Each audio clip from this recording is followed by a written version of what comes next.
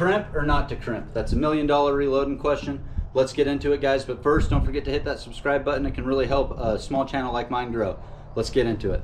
Okay, so the argument for crimping is it could cause accuracy issues basically because of the bullets move in the magazine.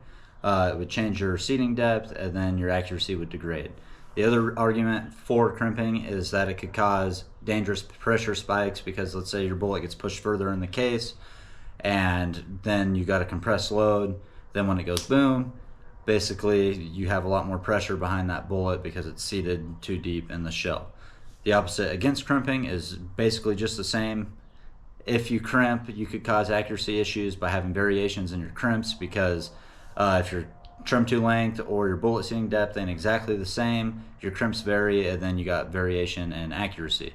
Then the second argument is that by crimping you could cause pressure spikes and issues because if you got too tight of a crimp on there or not enough crimp, your pressures will in theory be all over the place. Okay, the first thing you have to crimp are handgun cartridges. For the most part, not in every case, but most straight-walled cartridges especially have to be crimped, basically because you have to flare them when you seat the bullet. So it reduces neck tension, so they're more likely to move in the magazine or during feeding. So you need to crimp pistol cartridges every time. The next thing that always gets a crimp are lever action guns and pump action guns. The reason being, lever action guns are the style of magazine. They have the internal tube magazine. Bullets bounce around together a lot and they have a lot of potential to move, and typically they're fairly heavy recoiling, so always crimp a lever gun. Okay, the next thing that doesn't always get a crimp when I reload it, but does if I happen to have cantilevered bullets just to be on the safe side, are semi-automatic rifles. So your ARs, it doesn't matter if you're shooting 223, 300 blackout, 308, whatever you're shooting, they get a crimp because for the most part those are plinking guns, at least in my opinion. That's what I use them for.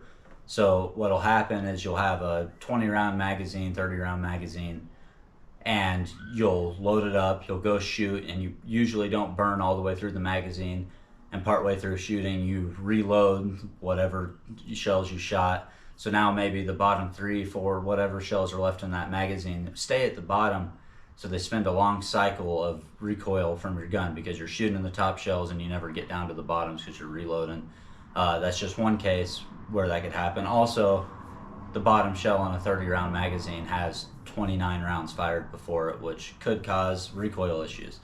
So I don't always crimp all my semi-auto rounds, but if I happen to have cantilevered bullets, I'll go ahead and give it a crimp because you can put a roll crimp on it, which is your most common type of crimp you get on most two-set sizing dies. A taper crimp is actually what you'd probably want to use for non-cantilevered bullets, but that's more of a specialty die that you'd have to get to do that.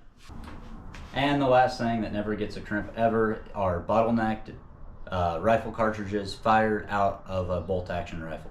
I do not crimp them because I do think that crimping can cause accuracy issues in itself, and I've never had an issue by not crimping. I mean, they don't have a high capacity magazine, so you're not really worried about the shells in the bottom of the magazine being through too many cycles of firings without ever getting a shot.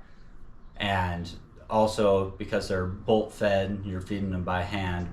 I'm not really worried about like a semi-auto, the slide, putting too much pressure and, you know, hitting the wall of the chamber or something and moving that bullet.